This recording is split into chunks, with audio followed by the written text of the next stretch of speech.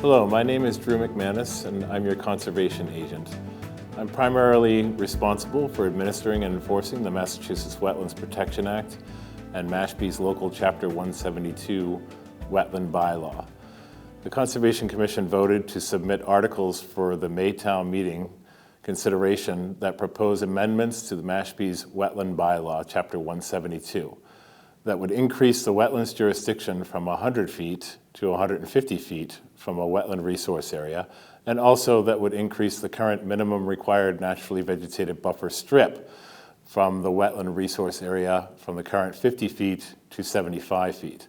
Wetland resource areas include any freshwater or coastal water bodies, marshes, wet meadows, bogs, swamps, vernal pools, coastal and inland banks, bordering vegetative wetland, rivers, creeks, beaches, dunes, estuaries, the ocean, land under water bodies and waterways, and land subject to flooding by groundwater and surface water.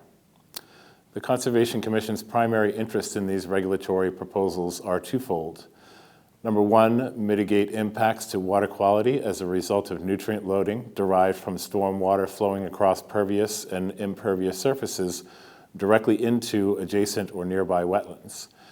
And number two, to enhance and increase the availability and vibrancy of wildlife habitat within these wetland resource areas.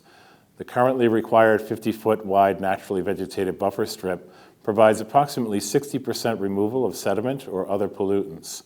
Additionally, 50-foot naturally vegetated buffer strips provide minimal general wildlife and avian/bird habitat value. Increasing the buffer to between 65 and 100 feet provides approximately 70% sediment and pollution removal and may have use as a wildlife travel corridor as well as general bird habitat value. These studies are results of scientific literature that we have researched and incorporated into our existing regulations and bylaws. These are goals and objectives the town has supported formally in both its local comprehensive plan and open space conservation and recreation plans. You are likely asking yourself, how will this proposed increase impact me and my current or future plans for my property? If you live at or own a property that is already disturbed or previously developed within wetlands jurisdiction, these amendments will not compel you or otherwise require you to do anything. However, in the event that you desire to alter a structure within the buffer area and your lot has severely diminished or absent naturally vegetated buffer strip, this bylaw amendment would enable the Commission to enhance mitigation of the substandard buffer area but not result in the prohibition of a property owner to modify or improve their home and grounds. Obviously, these must be reviewed on a case-by-case basis by the Conservation Commission. For property owners who own vacant buildable land within jurisdictional boundary, the first 75 feet from the wetland would have to remain in its naturally vegetated state.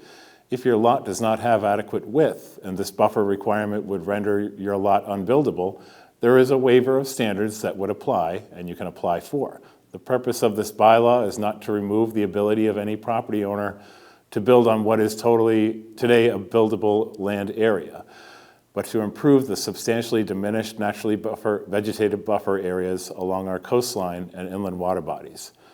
I want to be perfectly clear that this proposed expansion of the buffer zone will not prohibit development within wetlands jurisdiction. I cannot emphasize this enough. This is not a prohibitive endeavor.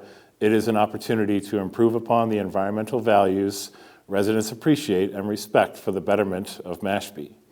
For additional information or proposed amendment on this proposed amendment for Chapter 172 Wetland Bylaw or other information related to wetlands jurisdiction, please visit the link on the Conservation webpage of the town's website entitled Wetlands Buffer and Floodplain Regulatory Proposals. I thank you for your time and consideration of this proposal.